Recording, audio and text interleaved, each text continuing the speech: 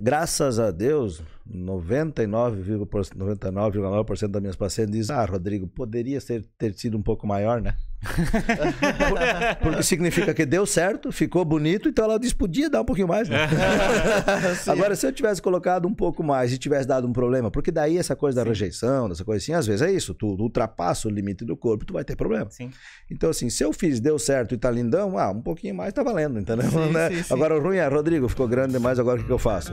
Hoje a gente está tendo o prazer de receber aqui o médico e cirurgião plástico Rodrigo Vieira, que tem uma história de vida muito legal, incrível, vai compartilhar com a gente, contar tudo isso. E ele é o criador da Cesta da Maldade, vários memes na área, né?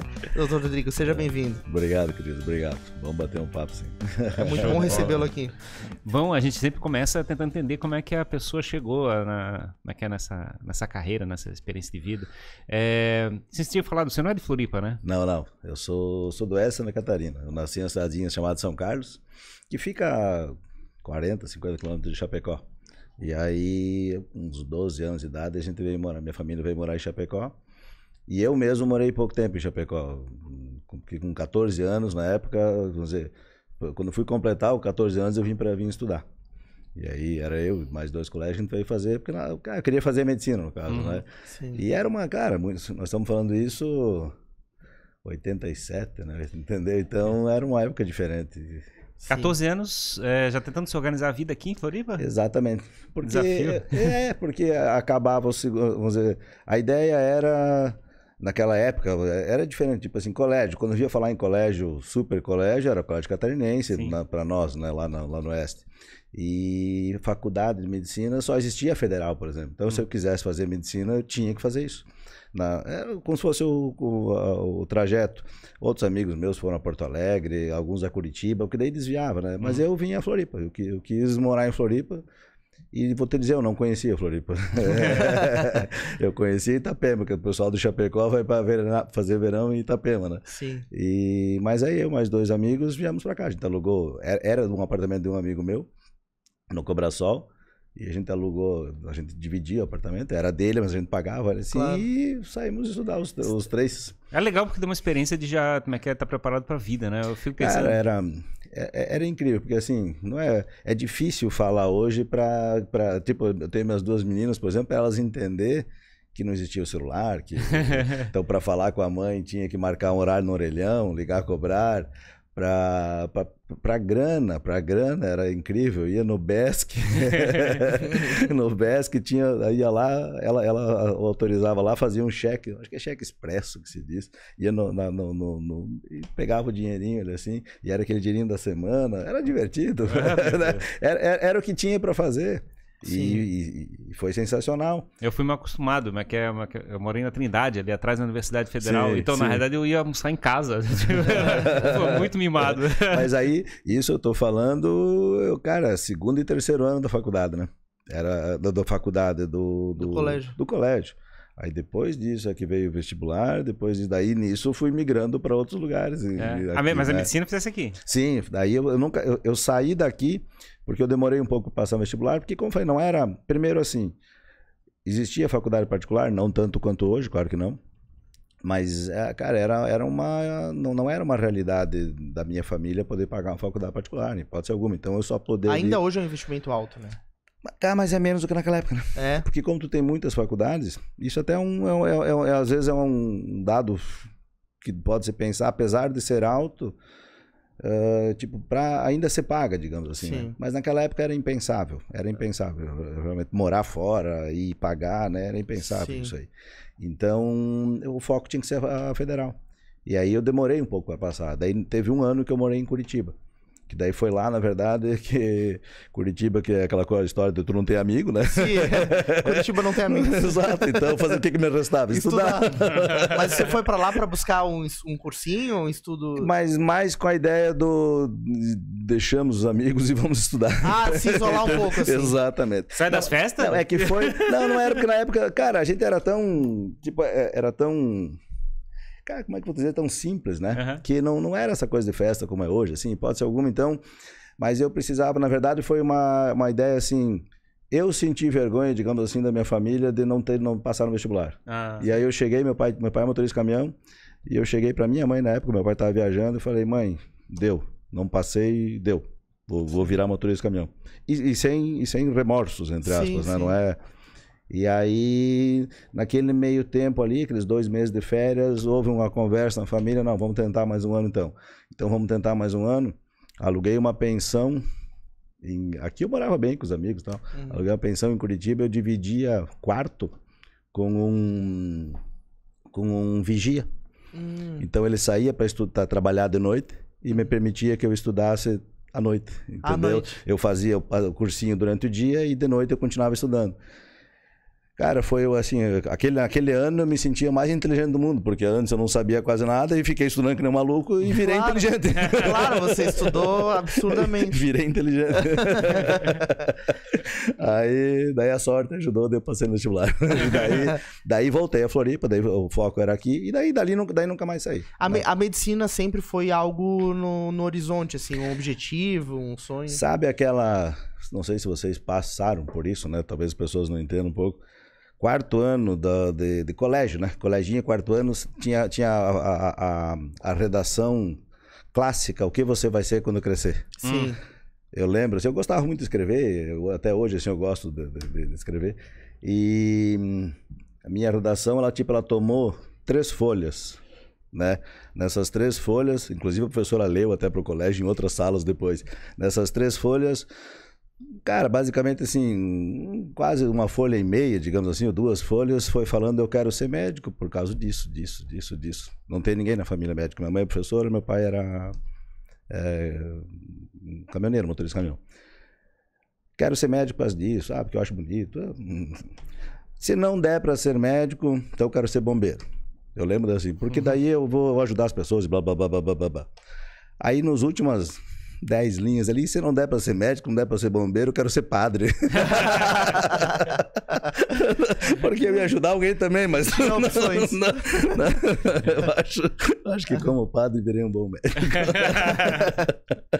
Mas ficou gravado assim, engraçado, a professora Elisa ainda até, é engraçado como grava algumas coisinhas assim, né? E fui lembrar disso muito tempo depois dessa redação, e agora é uma história que sempre me vem na cabeça, não sei de onde. E estudando lá em Curitiba, você prestou vestibular para Santa Catarina e para outros? Não. Na época, eu cheguei para...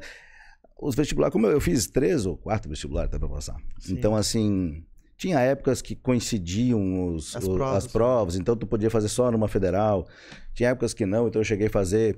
maioria dos meus amigos da região do Oeste, assim, eles fazem, cara, Pelotas, Passo Fundo, aquela região ali, né? Sim. Eu aqui, realmente, pouca gente veio para fazer isso para cá. Mas eu queria aqui. Não era uma coisa assim, não sei explicar. E não é porque eu, de verdade, assim, o negócio da praia, eu queria aqui, entendeu? Era uma coisa assim, eu nunca fui surfista, tentei ser, mas não deu certo, né? Eu brinco que a minha carreira, ela começou e acabou na Praia Mole. No mesmo dia, né? Meu surf começou e acabou ali no mesmo dia. Então... não tem uma relação assim. A relação de ser médico eu queria ser médico. A cidade muito pequenininha. Sim. E eu via os médicos ali, né? Eu era vizinho de um médico, eu via... E aí, cara, além de eu gostar, tipo, da ideia, mas eles eram, não vou dizer idolatrados, mas havia um respeito muito maior, ainda mais cidade pequena, claro, né? Claro. Hoje isso não existe mais, né? Mas é engraçado essa questão da referência heróica, né? No caso, você tem você usa uma referência assim, cara, eu quero me espelhar dessa pessoa. Exatamente. É claro isso, assim, né? Tinha basicamente 2, um no estilo de vida, outro assim, e esses 2 é que me levaram. Você modelou aquela... Exatamente, mas instintivamente. Sim. Instintivamente. E a minha mãe, por ser professora, ela tinha a ideia do... vai estudar, né? Sim. Assim, ela nunca me forçou, sempre fui bem estudioso naquela época, me perdi um pouco depois de ser menino, digamos assim, né? Mas ali não, era... E como a mãe era professora no colégio, tu queria fazer bem direitinho também, então, na verdade, assim, pra gente lá era... a linha correta, ela era muito, muito simples, né? Não tinha o sair daquela linha. É mais né? engraçado, por exemplo, que hoje em dia a gente... Mas que eu acho que os adolescentes querem ser todos youtubers, né? Querem ter todo o perfil no Instagram. Exato. A gente tá falando das referências. Sim, né? As referências. É que vai mudando, realmente vai mudando. Mas vai mudando por isso também. Eu acho... Aqui não é momento de falar isso, assim, mal da medicina, entre aspas, mas, cara, assim, às vezes, semana passada, alguém me perguntou se eu quero que minhas filhas sejam médicos. Eu não quero. Se tiverem o dom, se tiverem a ideia, porra, porque eu amo o que eu faço, né? Eu não dedicaria essa energia para outra coisa, né? Sim, daí vamos apoiar tudo, mas não, cara. Eu acho que o mundo mudou muito, né?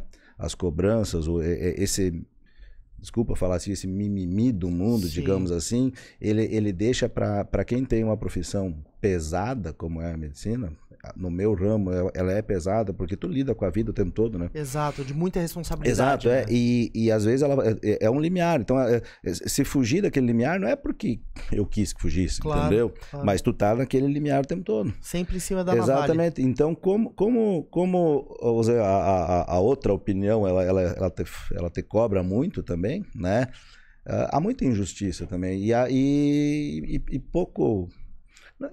a palavra respeito, não é? Eu vou usar ela, não que eu quero que me respeite, não é isso.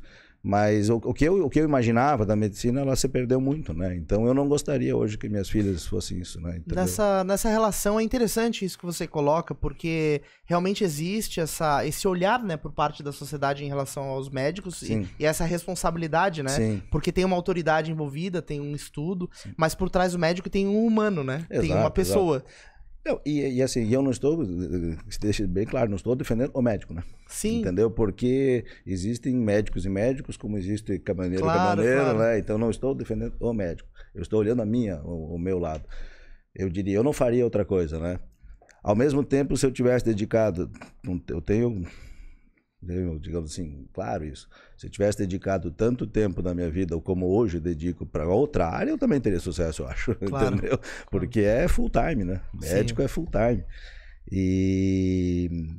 Então eu não gostaria que elas passassem por isso, na verdade, né? Porque realmente, até a minha história de vida, digamos assim, chegou um momento que eu precisei fazer algumas mudanças na minha vida.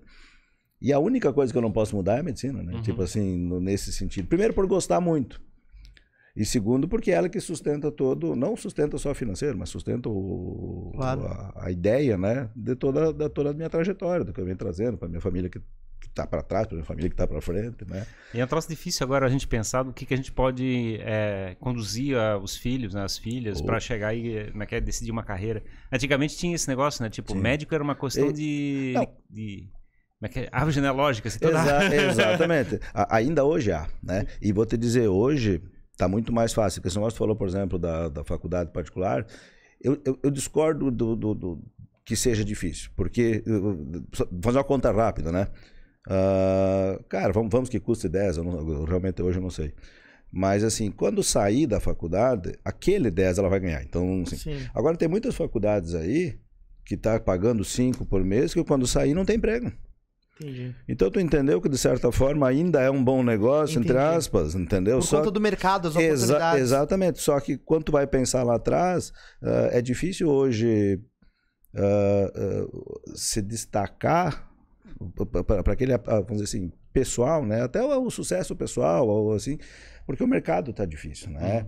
E aí tu começa uma balança, te cobra muito e te oferece pouco, tu tá entendendo? Então é esse que é o problema. Então eu penso assim nas minhas filhas, cara, é difícil, eu não gostaria que elas passassem por isso, né? Essa cobrança de... Pois é, e eu fico pensando, eu também tenho 2 filhas, eu fico pensando nesse tipo de coisa, né? Que parece que no passado as coisas eram um pouco mais fáceis, no sentido de chegar e ter sem sombra de dúvida, uma estabilidade para o futuro. Sem sombra. Eu fico às vezes me pegando, né? Eu tenho... um dos meus ídolos, digamos assim, é meu pai, né? Meu pai tem 78 anos, 78 e é um gurizão. Inclusive foi por causa dele que eu mudei algumas coisas na minha vida, que eu vi ele muito bem. Sim. Só que como a gente demora também para reconhecer isso dos pais, né? Eu acho que talvez porque eu tô ficando velho, o pai tá certo em muita coisa. Mas essa vivacidade dele me trouxe... Cara, eu também tenho que estar vivo, né? E aí, nesse sentido, tu começa a pensar... Antes era mais aquela coisa do sucesso financeiro, digamos assim, que é onde se mede a régua, né? E eu, cara, não tenho muito isso, né? Então, hoje, para minhas filhas, eu brinco, eu criei uma ideia, assim, do construindo fortalezas. cara, eu quero que elas não dependam, cara, dessas forças externas, digamos assim, né? Sim. Então, eu ofereço os desafios para elas o tempo todo, né? Entendeu? Tipo, eu dou chance para que elas tenham os desafios dela, né?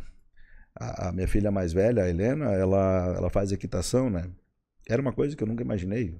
Eu mesmo, apesar de ser do interior, eu não tenho lida nenhum com bicho nenhum, né? E ela começou a fazer porque eu queria que ela fizesse esporte. Eu sempre fui muito do esporte, mas do esporte na ideia do competitividade. Eu acho que isso é importante, né? Tu tem que ser competitivo, poxa, para tudo na vida, né? Então tu tem que ter esse espírito de não precisa ser eu não preciso ser melhor que o outro para atropelar ele, mas eu tenho coisas legais, né? Meu Deus. A ambição é importante. Exatamente, né? Tu tem que melhorar você, né? E aí eu tinha um pouco de receio, porque ela é muito tranquila, assim. Talvez é uma leitura errada até que eu faço disso. E aí a gente conversou que ela começou a fazer equitação lúdica, porque ela não queria outro esporte. Equitação lúdica vai em cima do cavalo e se estica lá. Sabe? E aí ela foi demonstrando um certo apreço, não vou nem dizer talento, porque não mas uma afinidade, né? Exato, é muita coisa de pai babão daí. Mas ela é premiada? Eu já vi que ela ganhou alguns prêmios. Não, ela me tira, eu tiro o chapéu pra ela, cara, porque aí comecei a investir nesse sentido assim de vai, filha, né? Vai. E não é o ganhar, mas aí tu vai levando adiante e oferecer pra ela um mundo que ela não... Ela tem que saber que aquele mundo é um mundo difícil de ser conquistado. Hoje mesmo, essa semana, ela está em São Paulo, num evento, cara, bem elite mesmo, assim, sim, né? Bem elite. E eu faço questão que ela veja isso, né? Faço questão que ela vai lá, que ela perca, ou que ela ganhe, mas se perder para os melhores, entender por que aqueles melhores fazem isso também, né? Mas é uma realidade que, de verdade, eu não posso manter isso para frente. Mas nesse momento da construção da personalidade dela, eu acho que é importante. Claro. Pois é bacana, porque eu acho que também é um desafio hoje em dia, como pai, assim, é de chegar e ajudar, digamos, os adolescentes, os jovens, a chegar e experimentar os desafios de vida. Não tenha dúvida. A internet dá aquela vontade assim, né? Ficar escondido atrás do computador. Isso. Não. E essa questão daí do esporte, eu acho que é o cair, o levantar, o perder, o ganhar. Ela vinha, o negócio dos prêmios, ela vinha uns 2 anos ganhando tudo, amontoando o troféu, não sei o quê. E aí pegou agora uma fase bem baixa, assim, né? Por vários motivos. O cavalo machucou, tem umas loucuras claro, assim. Claro. Mas de certa forma, eu digo assim, agora é que eu incentivo ela, porque ela tem que entender que agora tem que sair desse buraco. Né? Sim, exato. É onde tem que ter força, tem que forjar a capacidade de... Sábado passado eu tava... Aí minha outra menininha, elas são diferentes, como qualquer pessoa. Mas ela gosta de cantar. Ela é artistinha, assim, né? Ela é uma figura sensível pra caramba, legal. E aí ela teve uma reunião do pessoal da escola de música dela, fizeram num bar, assim, e quando chegou o momento dela cantar, ela não quis, né? Tava com a mãe dela, se abraçou, não quero, ela é tímida, muito tímida. E acho que puxou pro pai, né? E aí te digo, cara, eu peguei ela na mão, 2 horas nós estamos conversando num canto do bar e conversa, e choramos 2 juntos. E eu dizia pra mim mesmo, eu falei, cara, era muito fácil pegar ela, não, filha, vem cá, vamos embora, tu volta outro dia. Mas eu não podia desistir naquele momento. Sim. Eu não podia dar chance pra ela não cantar. Ao mesmo tempo eu não podia impor. Mas por quê? Porque na minha ideia, se ela não vence naquela hora, claro, eu não sei se ela venceria depois, ou eu não sei se na cabecinha dela não começa aquela história, não, eu posso desistir, né? Sim, exato. Tu entendeu? Exato. Então, assim, ó, cara, sábado passado, assim, foi olha, alguns fiozinhos do cabelo foram embora naquele sábado ali. Foi apaixonante, foi massa, né? A interação, né?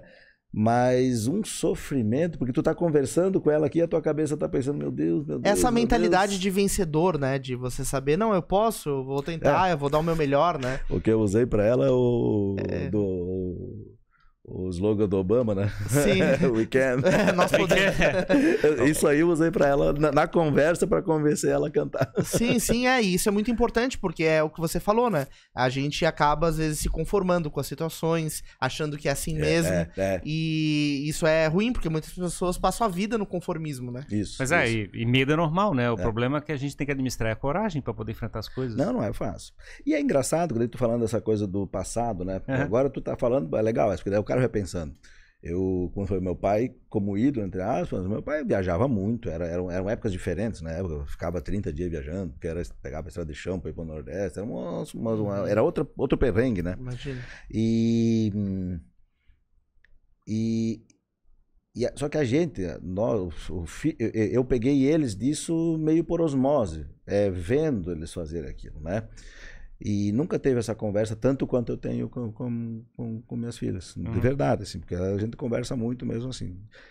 Mas ainda o exemplo é o maior, né? É uma coisa que eu me pego assim, digo, claro, eu não posso parar de trabalhar, nem posso. Eu nunca fui um cara, tipo assim, que empreendedor ou não, um cara que guardasse coisa assim. Então, o cara tem que ter a máquina, tem que girar, não adianta. Tem que viver, tem que girar. Mas é engraçado. Mas aí nesse sentido assim, eu penso assim, cara, eu não posso parar, né? Eu não posso parar. Eu não posso, e daí vendo elas pequenininhas, eu falei, cara, elas vão um bom tempo ainda e eu preciso estar aqui, não só por ganhar, mas por elas entender que tem que trabalhar. Sim, exato. Que existe um esforço envolvido, né? Porque senão... Claro. Eu brinco com a mãe da Helena que... Como a gente vê essa história do sai para estudar... Sim.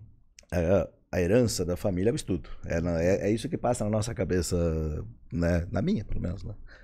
Então eu brinco, às vezes, assim, eu digo, com essa coisa da faculdade, eu penso assim, pô, a Helena já me levou a uma faculdade, eu tinha medo de não vencer a faculdade lá na frente, mas ela já levou com esses cavalinhos, pô. Já levou a faculdade, exato. Então, assim, cara, é o dia a dia que vão ter que ir tocando, mas E é engraçado esse lado puxar-se da questão do exemplo, né? Digamos, como é que é a preocupação de provocar o exemplo correto para as pessoas que te seguem, né? As suas referências. Mas tem que ser. E assim, às vezes a gente fica pensando assim, cara, mas eu tenho medo, tenho não sei o quê. Cara, não tô nem preocupado com o meu medo, com a minha coragem, não sei o quê. Eu só posso fabricar um exemplo errado. Se bem que aí vem aquela conversa que nós estávamos tendo um pouco antes da democratização daqui do podcast, coisa assim. Eu tento muito... Eu sou bem introspectivo, na verdade, né? Então, mesmo operando, eu estou sozinho, né? Então, e vou operando e estou pensando nas coisas assim. E essa coisa do exemplo, ela é esquisita, digamos assim, porque o exemplo para quem, né?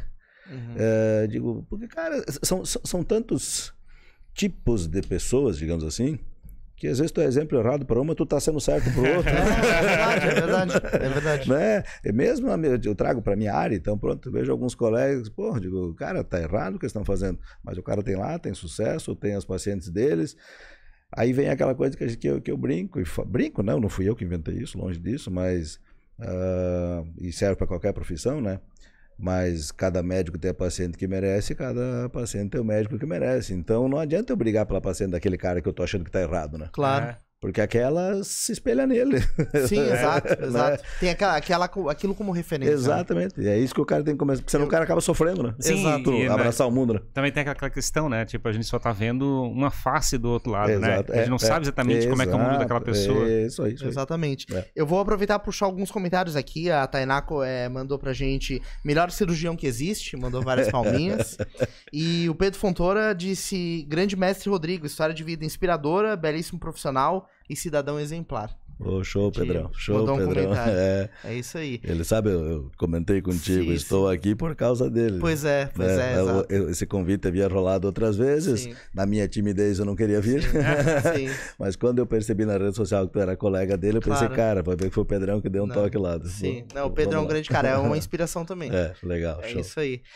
E como é que foi, assim, depois dessa trajetória, né, no estudo, esse período, essa jornada durante a faculdade de medicina? Eu imagino que tenha sido... Posso voltar?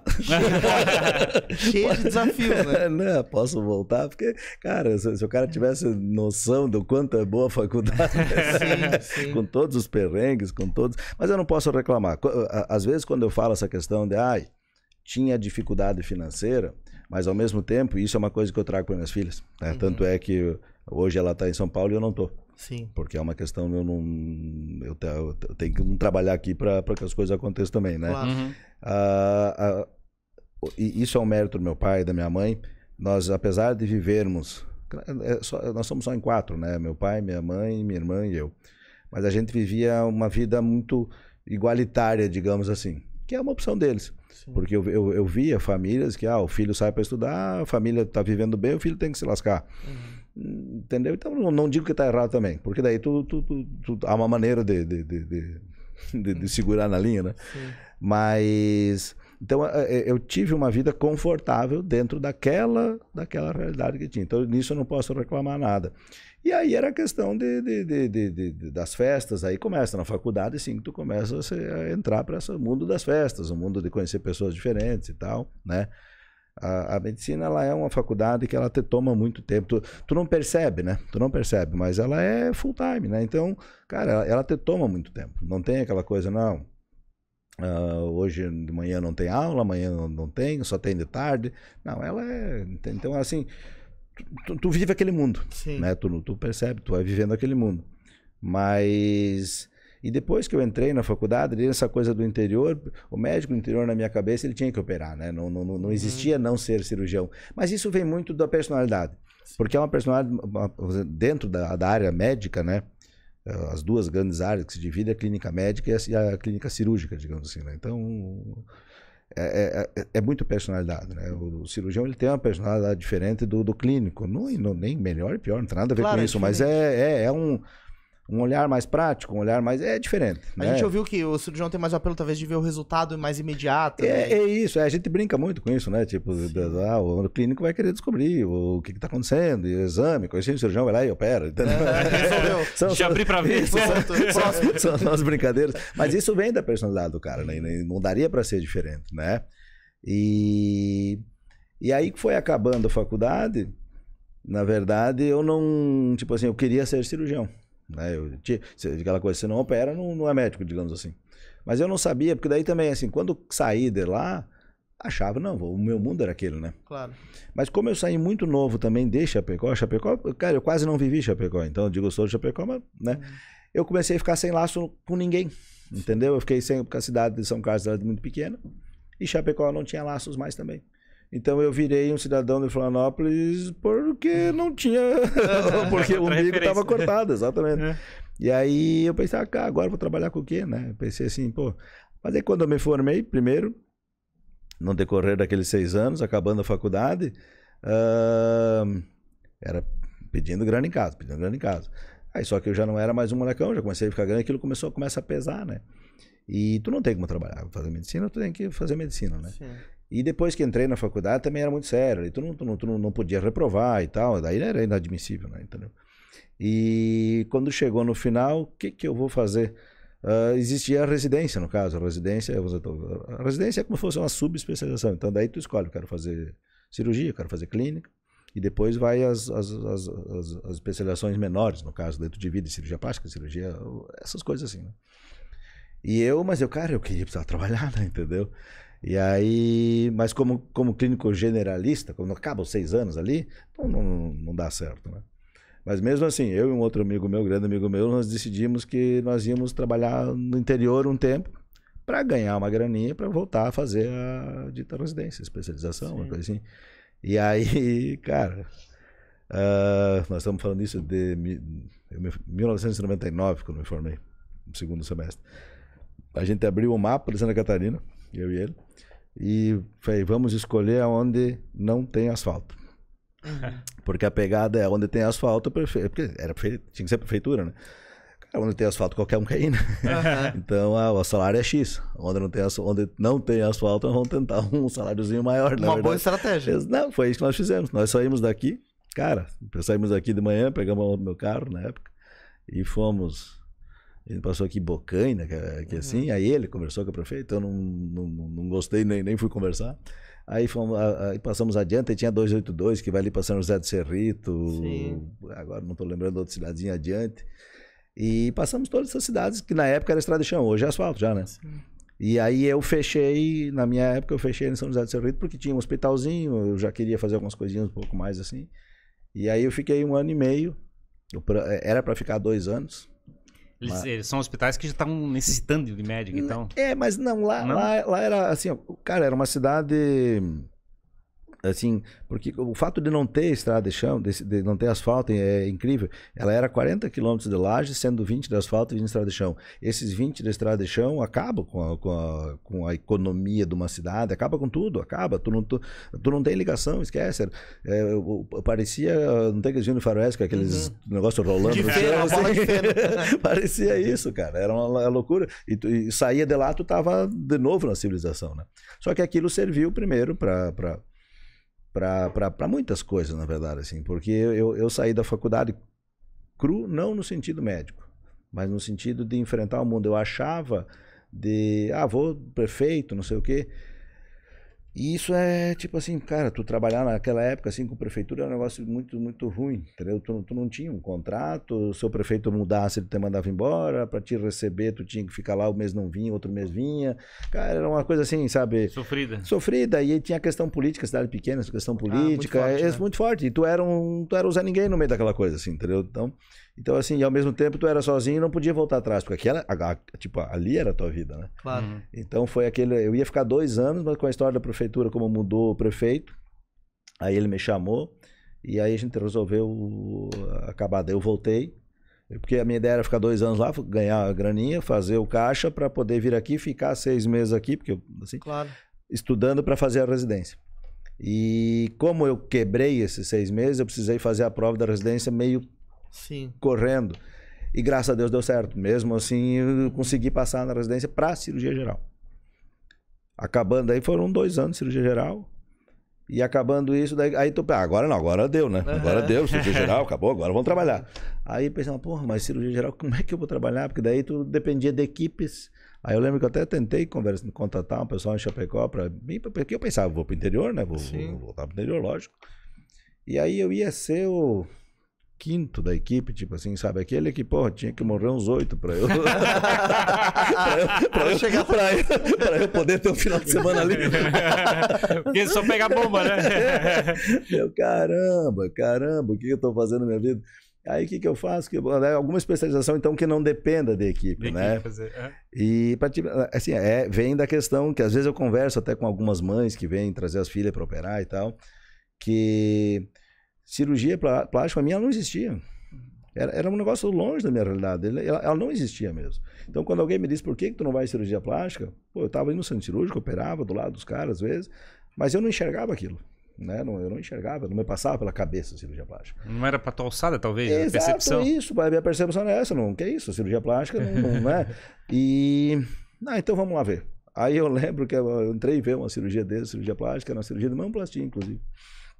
E aí a mama toda aberta e tal, aquelas cicatrizes, uma cicatriz meio grande, assim. Aí eu pensava, pô, era gurizão, o cara assim, né, gostava das meninas bonitas e tal. Aí eu pensei, poxa, mas o que essa cicatriz aí o que eu vou ganhar com isso, né? Tipo assim, fazendo uma, né? Mas no final daí comecei a olhar um pouco com outros olhos e aquilo me levou, vou fazer cirurgia plástica, por quê? Porque aí eu sou dono do meu destino. Dando certo ou dando errado, eu pego a minha malinha e opero onde eu quiser. A responsabilidade está em você. Exato, né? E aí eu fiz prova para cirurgia plástica, no caso. Sim. Né? Eu lembro que a minha mãe... O meu pai, ele dizia uma muito massa, ele dizia assim, eu não vejo a hora do Rodrigo operar os outros e parar de me operar.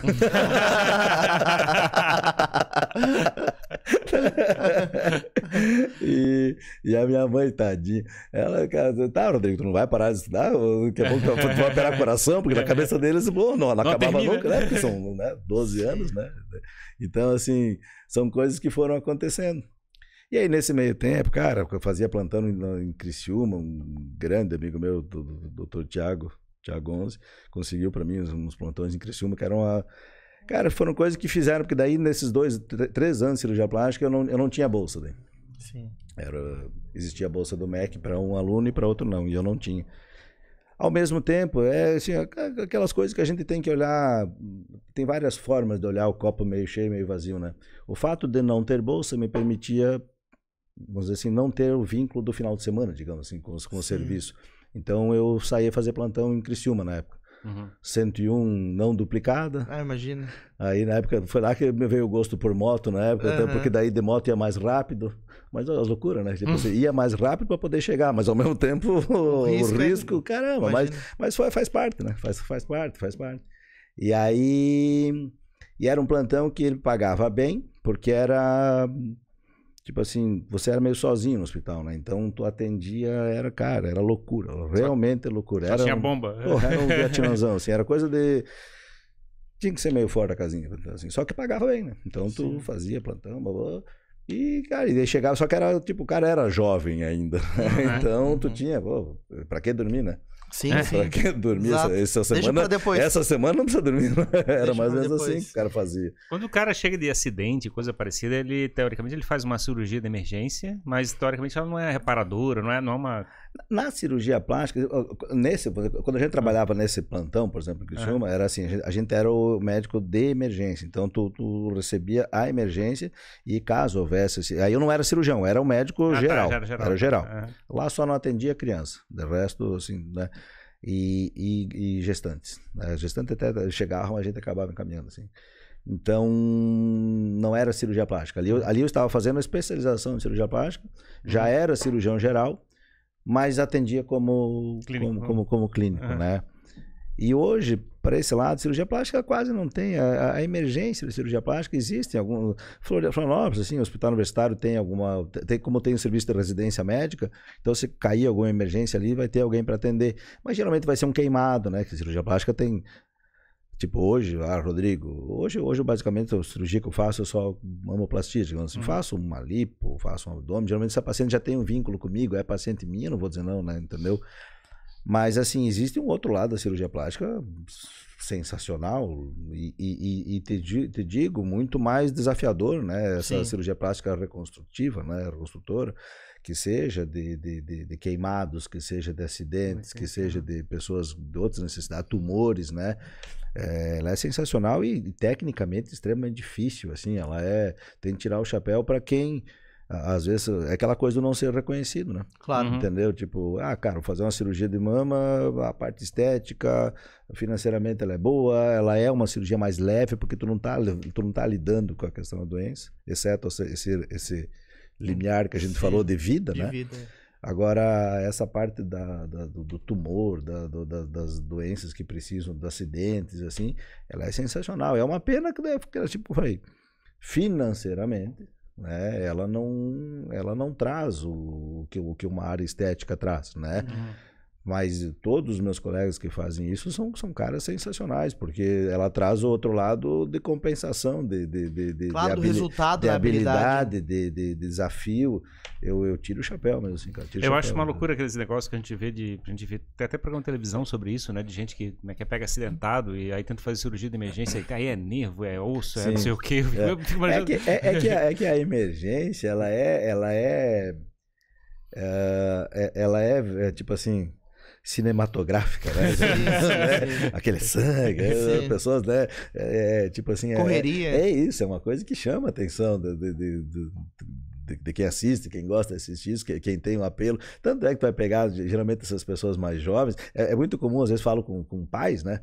Ai, meu filho, acho que vai fazer medicina, ele adora assistir o negócio de lá dos acidentados. Não tem nada a ver. Sim, exato. Né? Pode ser que você só maquiador de sangue, pô. É ketchup.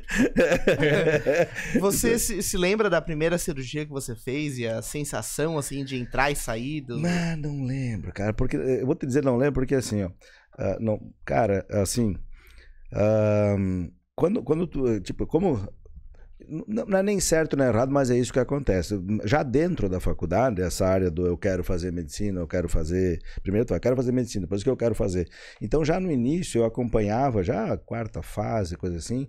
Eu lembro que eu matava muita aula, inclusive, porque eu morava, nessa época, eu já estava morando na Carvoeira, eu acho, Itacurubi, Carvoeira. Então eu vinha para o Hospital de Caridade ali, que eu acompanhava das cirurgias. Na época, os cirurgiões gerais da equipe que eu acompanhava eram dos professores da universidade. Doutor Gerente, doutor Dameral, que faleceu. Então foram os caras que, tipo assim, que eu me dediquei tempo acompanhando. E acompanhando era o que? Era entrar em cirurgia e ficar ali só segurando o ferro, que a gente fala. Sim. Mas eu já vivia aquilo, né? Pegando experiência. Isso, já vivia aquilo, já sentia o que era. Daí se o cara... É verdade que eles deixam para os mais novos para fechar a cirurgia? Não, porque ali onde eu trabalhava, o Hospital Cardápio, por exemplo, não era hospital de estudo, né? Não era hospital universitário. Então, eram as pacientes deles, na verdade, e tu era um auxiliar. Tu era auxiliar, mas auxiliar a gente fala em puxa-ferro, porque naquela época também já não era, hoje já mudou muito, hoje com essas cirurgias por vídeo, agora até robótica, assim, né? Assim, eu peguei bem a transição, se eu tivesse continuado como cirurgião geral, eu já entraria na videolaparoscópio, no caso. Eu ainda peguei as cirurgias abertas que a gente fala, né? Então, que já eram fazer uma vesícula, fazer uma hérnia, já tentava fazer uma cicatrizinha pequenininha já naquela época, coisa assim. Sim. Mas que era o desafio, na verdade. O gerente tirou meu apêndice, ele fez um rasgo assim na minha barriga. O doutor gerente, tipo assim, ele pra mim, ele é quase um marco, assim, né? Ele é a segunda referência daquela coisa assim. Ele, até há pouco tempo atrás, eu tive a oportunidade de operar a filha dele, e porque a gente ficou amigo, assim, entre aspas. Só que ele é um cara, ele é, tipo assim, um cara com uma vivência gigante, todos os alunos passando por eles ali, né? Sim. E eu tive a oportunidade de operar a filha dele, e eu falei pra ela, Rodrigo, e o pagamento? Não sei o que, não. O teu pai vai ter que estar lá. Só o único pagamento que eu quero é que o teu pai vai lá de manhã. Aí no sábado de manhã ele foi na cirurgia, daí a gente se conversou, porque a gente se conhece. Sim. Aí, cara, lembra que eu chorei, assim, porque o cara vai voltando, claro. Vai voltando. Então são coisinhas simples, assim, mas o jeito dele cara, é o cara que, lógico, agora, tipo, é o cara que se eu pudesse, na época, né, que a gente dizia assim, quem vai te operar se tu precisar? O gerente. Sim. Porque, cara, ele, tipo, era aquela mão que resolvia, entendeu? Resolvia. Sim. Então, a cicatriz maior ou menor, daquele jeito, mas resolvia. Claro, claro. E isso pra gente, daí com esse apelo da cirurgia, era incrível. Mas assim como teve colegas que foram para outro lado, já mesmo dentro da cirurgia, que não gostam daquela forma de operar. Sim. Mas é uma forma que hoje não encaixaria mais também, isso é lógico, né? A evolução da própria ciência, né? Tecnologia. Exato, as próprias nossas cirurgias também. Não vou dizer que muda, assim, hoje a gente está vivendo muito essa coisa de, técnica nova, eu digo, mas uma bobagem do caramba, né? Uma mentirada. Só que, assim, cara, é reinvenções. Então, o que é o momento, né? O momento tu começa a perceber, a gente usa muito, por exemplo, próteses, né? Então, se eu tenho uma prótese de um tipo, uma prótese de outro, eu tenho que adaptar a paciente, tipo, eu tenho que adaptar a prótese à paciente. Agora, se eu usar só um tipo, por exemplo, aí daqui a pouco tem horas que não, eu tenho que fazer, tipo assim, usar só aquela, eu preciso adaptar a minha cirurgia ou a paciente àquela prótese, isso está errado, né? Então, as técnicas, elas existem várias. Na verdade, o cara tem que dominar o máximo possível delas para poder fazer bem feito. E fazer um encaixe melhor, exato. Né? E do doutor gerente, se fosse pensar assim, esse conselho eu ouvi de um outro cirurgião plástico, na verdade, que é a ideia do feijão com arroz, né? Não inventar. Porque se tu inventa, cara, assim...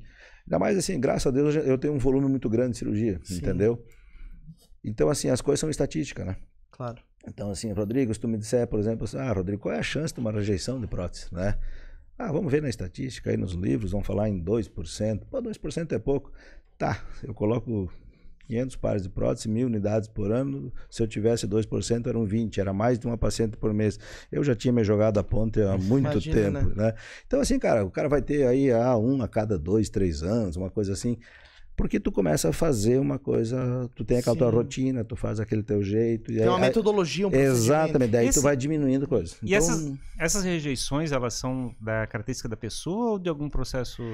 É que a rejeição, bom, se for entrar para esse lado, assim, a gente fala rejeição quando a partir do momento que a pessoa tirar, digamos assim, né? Geralmente ela não é uma coisa só da pessoa, vamos dizer assim, é a cirurgia, né? Porque a cirurgia, cara, vamos cortar. Ali tem sangue, ali tem gordura, ali tem líquido, ali tem... Então, se a paciente... Às vezes tu pode ter uma cirurgia que, por exemplo, uma cirurgia grande, que a paciente tem uma grande capacidade de recuperação, ela vai sair daquela situação. Às vezes tu pega uma cirurgia menor, a paciente mais abatida, mas isso leva também ao final da rejeição, digamos assim. Como o organismo tá, né? Ah, não tenha dúvida. Isso foi uma das coisas que o Covid, na minha opinião, mudou muito, né? Mudou muito. Acho que mudou muito em muitas coisas. Como eu estou falando para vocês, mudou essa linha de bate-papo nosso aqui também. Claro. Mas na cirurgia, eu pelo menos, né? Foi quando eu fiquei 3 meses parado. E já não queria voltar, tava gostoso. Até que gostou um pouco. Cara, realmente, primeiro tu vê que tu consegue parar um pouco, né? Sim. E ali eu refiz, eu tive tempo de perceber algumas coisas. Então, esse negócio, por exemplo, rejeição de prótese, cada 2 anos tem uma. Depois do Covid, o que eu comecei a fazer? Primeiro que a gente começou já a ficar mais relutante, então tu vai começando cirurgias menores, digamos assim, né?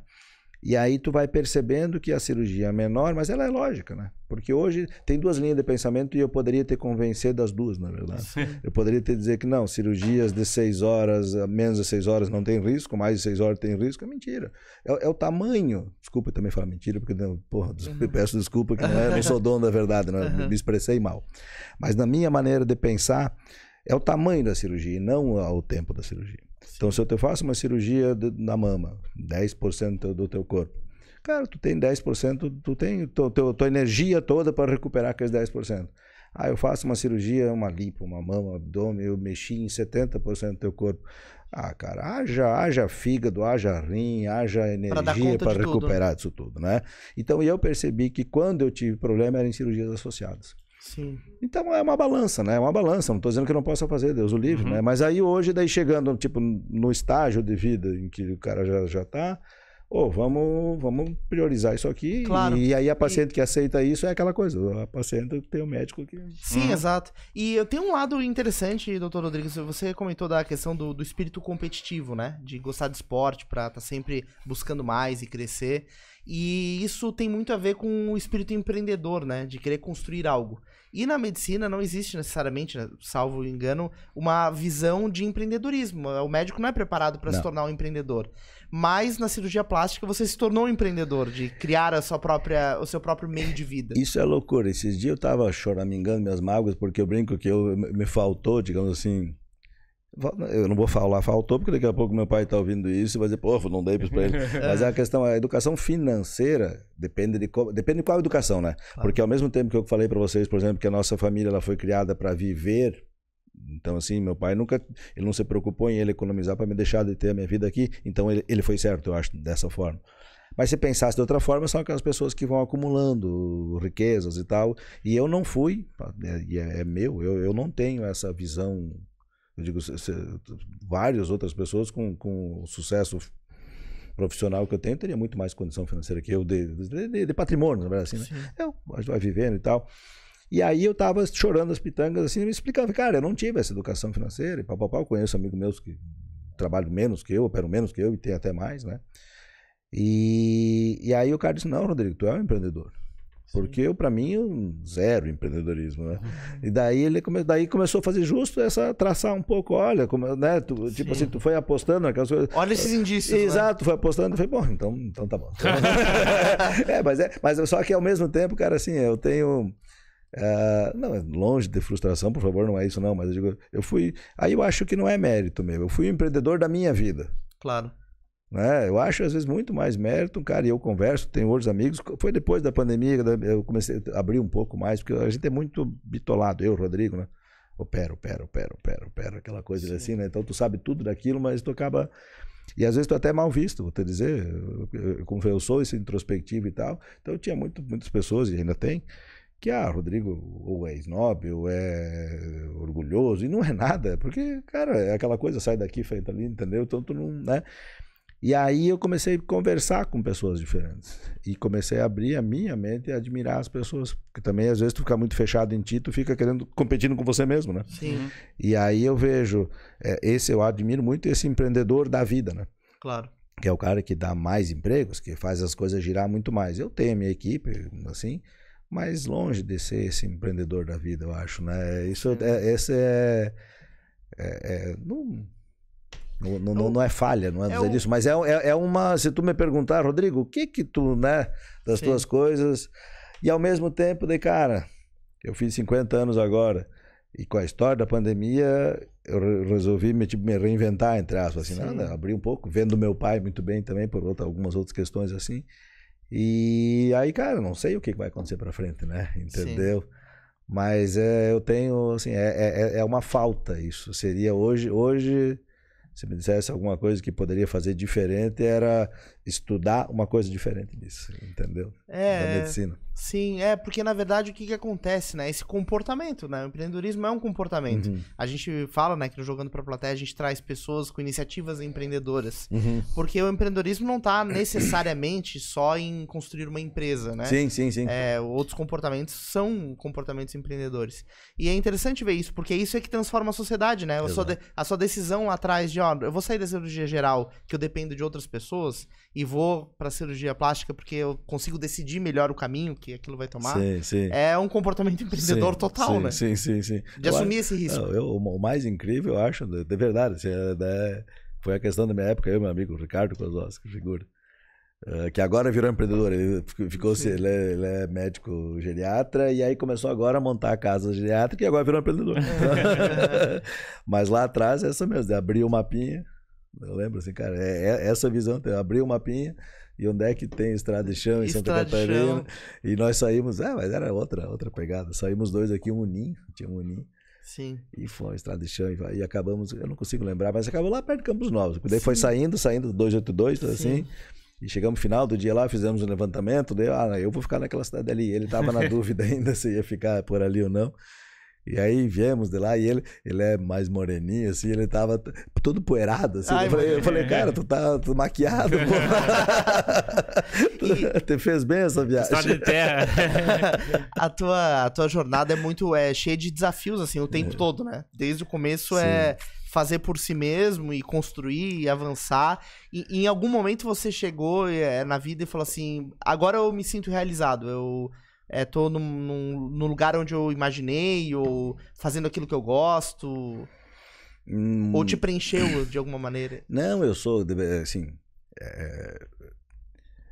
a brincadeira que eu comentei contigo, se posso voltar para a faculdade, que na verdade, realizado, eu já estava na faculdade, digamos assim, entendeu? Então, assim, as coisas vão acontecendo.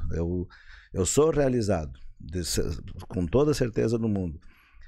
Se eu olhar hoje, ainda mais hoje, internet e tal, tu começa às vezes, e tem que cuidar isso, né? Tu começa a ter outras visões, será que aquela pessoa tá melhor ou tá pior? Então, uma das grandes reflexões que eu tive no Covid foi de entender que tá ótimo, digamos assim, né? Só não parar. Né? É só não parar, porque senão tu começa a viver uma frustração, aí tu vai ter aquilo e aquilo não é suficiente. Claro. Então, assim, o que eu tenho é o suficiente. Desculpa a maneira de falar, mas se amanhã como diz o meu gerente do banco, se você vier a faltar, se você vier faz o seguro para se vier a faltar. Então, se amanhã eu vier a faltar, cara, eu sou bem realizado. Eu tenho, como diz meu pai, eu tenho pena de morrer, digamos assim, porque a vida é tão boa, né? Claro. Não, né? Porque cara, é isso, mas assim, mas ao mesmo tempo eu tenho medo. Isso talvez é isso que motiva o cara, e é uma coisa assim de o medo de dar errado, digamos assim, agora. Claro. Por quê? Porque eu não sou mais eu, né? Eu tenho minhas filhas, digamos assim, né? Então esse medo, né, que talvez te faz motivar, é o medo, tipo assim, eu converso com alguns amigos e ficou a ideia de, não, vamos diminuir cirurgias. Eu realmente diminuí, a maneira de eu diminuir foi, não, vamos fazer só mama e tal, e as coisas. Só que agora, daí eu diminuí por um certo tempo. Claro. E agora tá aumentando de novo, tipo assim, eu já tô na outra... Correndo atrás. Exato. Vou começar, o que eu vou fazer? Operar só a mama esquerda. Pra ver se eu opero menos. Porque vai tomando conta da vida, É que né? a gente precisa mudar a visão sobre o medo, né? O medo, ele é algo importante na nossa vida, porque ele nos protege e nos motiva. Só que a gente tem que saber administrar, né? Exato, o medo. exato. E não tem, na minha visão, a pessoa ficar sem medo, não existe a pessoa parar de sentir medo. Não, é o que às vezes medo é estar vivo. Às vezes a paciente, Rodrigo, Rodrigo, eu tenho medo da cirurgia. Eu falei, medo da cirurgia não, tu tem que ter medo de ser jogado da ponte, não sei aí, né? Agora, da cirurgia, tu tá num ambiente controlado, então esse medo, ele é daí, não, é mais um pavor, é mais uma, sim, né, uma coisa... insegurança. Isso, aí é outra coisa. O medo é isso, né? Agora, o medo físico, esse, de verdade, esse você não tem. Mas tem essa questão do medo, eu acho que tem muito da questão do mas que tá fora do teu controle, né? Eu tenho, por exemplo, eu me sinto mais seguro dirigindo um carro do que pegando um avião, mesmo sabendo que o avião é mais seguro. Só que, digamos assim, tá fora do meu controle, porque quem tá controlando o avião é o piloto. Sim. E aí, daí isso tanto é que é uma coisa que o cara, trazendo pro meu dia a dia, é uma coisa que o cara tem que cuidar, porque tu vai fazendo tanto daquilo que pra ti é natural. Há um tempo atrás eu tive uma conversa, e aí que entra a história da medicina, que ela é punk. Eu digo assim, como tu me perguntou da primeira cirurgia, eu não lembro a primeira cirurgia, realmente não lembro. Se me perguntar da primeira cirurgia plástica, eu lembro qual foi o dia, assim, ali em julho eu lembro. Foram 2, 3 cirurgias, mas eu não consigo, se forçar um pouco depois, eu até lembrar. Mas assim, uma coisa eu tenho bem clara, e é isso que dificulta, eu digo que dificulta às vezes quem está ao meu lado, não eu, porque eu também. Mas é assim, é a responsabilidade total daquele tempo todo. Então eu digo, a primeira cirurgia, aquela coisa assim, tá, Rodrigo, agora tu tá experiente, tu não vai relaxar? Não, porque a primeira cirurgia que eu fiz 15 anos atrás, ela tem que ter a mesma responsabilidade da última que eu vou fazer daqui a 15, daqui a 100 anos. Não, mas dá 5, deixa eu parar. Entendeu? E essa é uma loucura, porque quando tu entras ali, aquilo tem que automatizar. Então tu tem que automatizar para você fazer a coisa certa. Então tu acaba sendo mecânico na cirurgia. Claro. Mas é o mecânico para fazer certo, né? Sim, a repetição para fazer certo. Porque senão, aí teria dias que eu estaria bem, teria dias que eu estaria mal. Qual é a lógica, entendeu? Exato. Né? Tipo, a cirurgia ela não pode estar sob o meu humor, né? Sim. Né? Tem que ser racional, né? Exatamente. E é uma coisa, mas isso é uma coisa que o cara tem quando entra ali, né? Às vezes até entrar, ali tu vai ter dias bons e dias ruins, né? A minha instrumentadora, ela percebe muito isso, assim, né? Que quando o cara tá... Mas ali eu sou muito fechado, muito quieto, assim. Não gosto. Até ontem uma anestesista minha começou a querer colocar uma musiquinha na sala. Isso é muito romântico, mas não. Não, quieto. Deixa não, exato. Não entra, né? Pra mim, não. Tem gente que funciona assim, né? Mas eu não sou um cara musical. É musical. Botar um rock. Mas porque é um procedimento, né? É uma rotina que tem que ser executada e a concentração. E é incrível a concentração. Como é engraçado isso, né? É alfa, assim. As pessoas daí, tipo, aquela coisa, tu tá focado aqui, mas tudo que tu tá percebendo, né? É engraçado, um barulho. Esse dia me chamou a atenção a história do tem o músculo da orelha, né? Tipo do lobo, que a gente vem do lobo, que o cachorro levanta a orelha, coisa assim. A gente também tem isso. A gente também tem um músculozinho atrás da orelha que se tu der um choquezinho, ele mexe. A parabólica. Exato. E esse dia me chamou a atenção que tava operando um barulhinho pequeno, minha orelha mexeu. A orelha mexeu. Eu falei, porra. Procurando barulho. Tomara que eu seja lobo, porra. Leão, talvez. Mas não me vem outro bichinho aí, por favor. Mexendo a orelha aqui. É uma reflexão. Mas isso é concetração. Tu vê, chegar a ponto de... Sim. Cara, que loucura, né? É interessante isso. Ó, o Rafael Camargo mandou aqui um grande e querido amigo. Figuraço. E falou assim, fala pra ele contar do empreendimento na Praia Mole. Porra, mas não, aí tu me quebra, cara. Aí tu me estraga. Eu falei pro Rafa, vinha contando pra ele, eu falei pra ele que eu tinha combinado contigo que eu aceitava vir aqui se eu falasse pouco de medicina e pudesse mentir bastante. Muito bom. Cara, foi assim, a Praia Mole, ela foi... Loucura isso, cara, loucura. Eu tava no meu segundo ano de residência de cirurgia plástica já, e a gente tava num barzinho, tinha o barzinho engraçado isso, do HU, do Hospital Universitário. Thiago era o dono, ia tomar cafezinho, era um botequinho dentro, assim, tomar cafezinho. E aí eu tava ali, fui pagar a conta pra ele, um menino do lado, tu não vai alugar meu bar? Não vai alugar meu bar? E ele, não posso, tô tocando aqui. Daí saiu dali, e eu perguntei pra ele, que história é este bar? Não, ele tem um bar na Praia Mole, lá tem um barraco lá na Praia Mole, não sei o que. E eu, cara, quando era mais Tipo, na época de... Isso que não é empreendedor, hein? Numa época mais anterior, digamos assim, era a praia que a gente ia, né? Praia Mole era a praia que o cara ia. Porque era uma praia gostosa e Landos, né? E ela é o que depois virou Campeche, tipo assim, as pessoas bonitas, digamos assim, era a Praia Mole que tinha isso aí, né? Então a gente ia lá. Eu acho que o único feio era eu, digamos assim, mas vamos lá. E aí, me chamou a atenção aquilo. Mas vou te dizer essa história, que não tem... Eu não tenho essa visão do vou lá para ganhar dinheiro, eu vou lá para... Vai ser legal. Sim, sim. Entendeu? E aí eu pensei, cara, eu passei minha vida toda ali. Iam faltar 2 anos para acabar a sair da residência. E eu tinha certeza que... Aí, isso sempre foi claro na minha vida. Assim, tipo assim, as etapas, né? Então, até ali, eu podia ir fazer um plantão em Criciúma, eu podia vir de lá e podia passar uma noite no El Divino, que é o que tinha na época, uma coisa assim. Depois que eu me formasse, isso aí tinha que acabar, digamos assim, né? Era outra etapa. Então, quando eu acabasse, agora você é cirurgião plástico e acabou isso aí. Eu não tenho mais ninguém por trás de mim como época da residência e tal. E aí eu pensei, caramba, quanto é que era? Daí ele falou, na época acho que era 30 mil o arrendamento. Sim. Cara, palavra de honra. Eu pensei, 30 mil, fiz a conta, é 5 pilas, 6 amigos. Como é que é? Um negócio assim, falei, cara, vamos alugar isso aí só pra nós colocar uns freezer lá dentro e pra nós ter uma barraca nossa. Essa foi a ideia, não era... Não era bar. Daí falamos lá com 6, digamos assim, dos 6, 3 correram, sobramos 3, desses 3, um foi lá, correu também, sobramos 2. Eu e o meu irmãozão, Marco Aurélio de Brusque, que é cirurgião plástico também, ele tava um ano na minha frente, né? Sim. E... Vamos topar isso aí. Mas bar, cara, nunca vendi um picolé, porra. Aí nós fomos lá, ficava do lado do Barraco da Mole. Cara, isso aqui nós estamos falando em 2003, por aí, 2003. E ficava do lado do Barraco da Mole, que já tinha o seu nome, o Pinho lá já tocava aquilo, a coisa já funcionava. E aquele barraco era bem do lado, assim, muito acanhadão, né? Muito acanhadão. Falei, porra, para nós só colocar o freezer lá dentro já não deu mais, porque nós estamos em 2. Agora vamos ter que fazer isso aqui funcionar. Sim, né? Sim. Já foi a ideia romântica de só ter um freezer para lua cheia. Sim, exato. Daí, cara, arrumamos uma equipezinha, papá. Não, melhoramos, fizemos um deck lá, pô, toda essa coisa de Floripa, né, não pode fazer de dia, tinha que fazer o deck de noite, mas nós éramos cirurgião plástico. Sim, exato. Eu fazia residência e ia lá de noite fazer a confusão lá no boteco.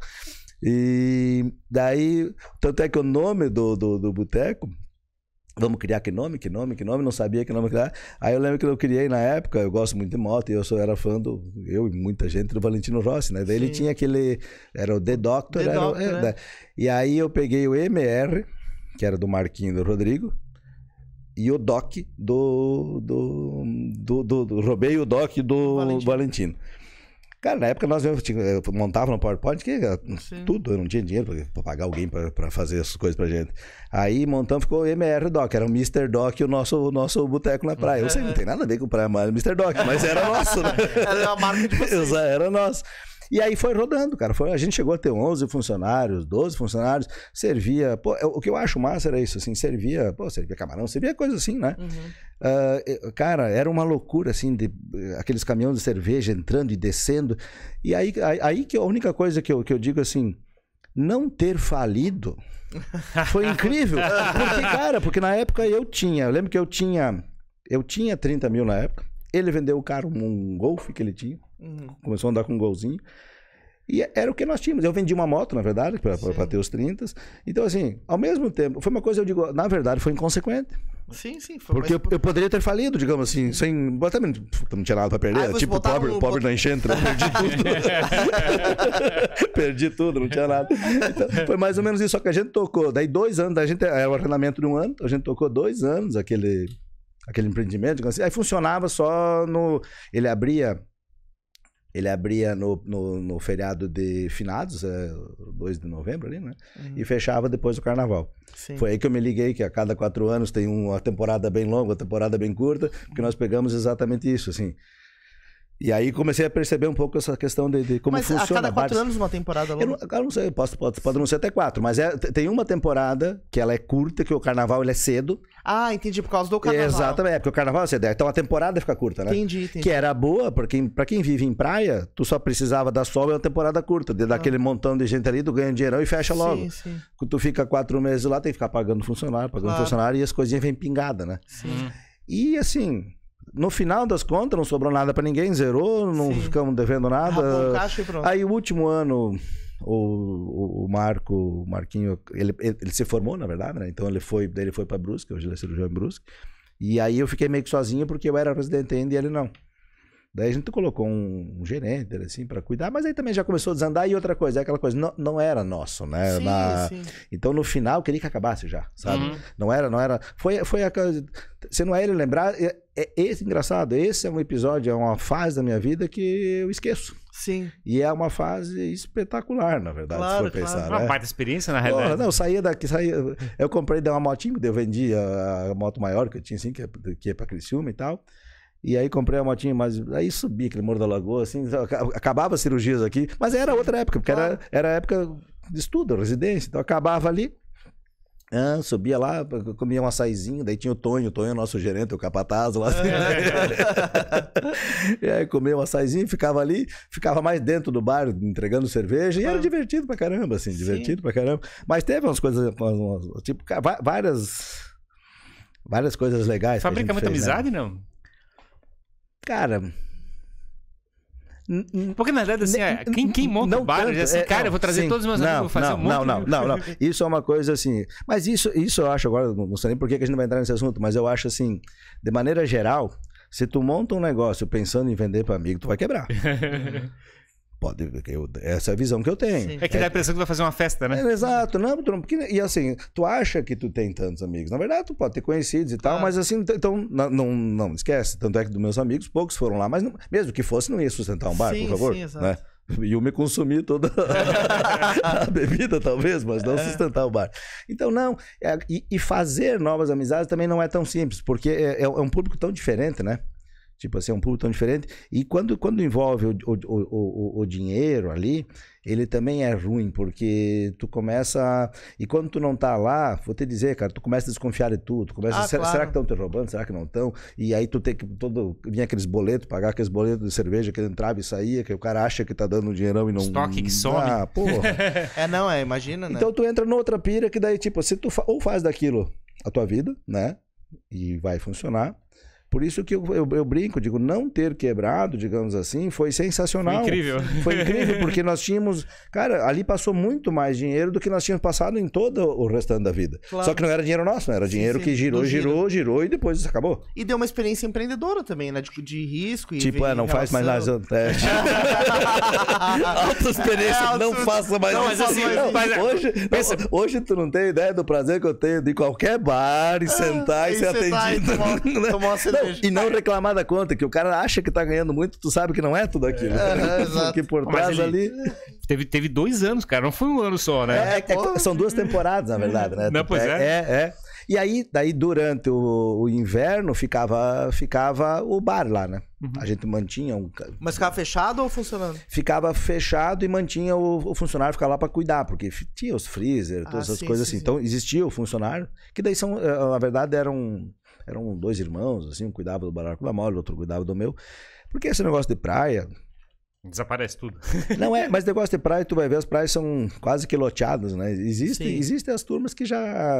Né? Não é só no surf que tem os haule, ali também vai ter. Claro. E, na verdade, nós éramos os haule, né? Porque nós chegamos ali... E já tinha alguém... Não, e tipo, quem era, né? Tanto aí o menino do estacionamento, Marinho, até um tempo depois, legal pra caramba, assim, há pouco tempo atrás, pouco tempo não, eu operei a filha dele, que daí veio a mulher dele me procurar, porque o Marinho falou de mim, mas eu não tinha contato nenhum mais, né? E eles também eram separados, uma mulher coisa assim. E aí eu lembrei dele, que ele chamava o doutor de branco e o doutor de preto, porque o Marquinho ia de branco e eu ia de qualquer jeito. O doutor de branco e o doutor de preto. Ele diferenciava assim, a gente... São 2 homens, doutor de branco. Isso, os dois, exato, E, cara, e aí, mas foi muito legal, foi muito legal. Legal, assim, tipo, essa questão Daí era a questão de trazer uma coisa, por isso que eu digo, era muito mais meu aquilo ali. Meu amigo. Nós criamos um lounge, coisa que... engraçado, né? Olha, a gente fechou o aluguel. Sim.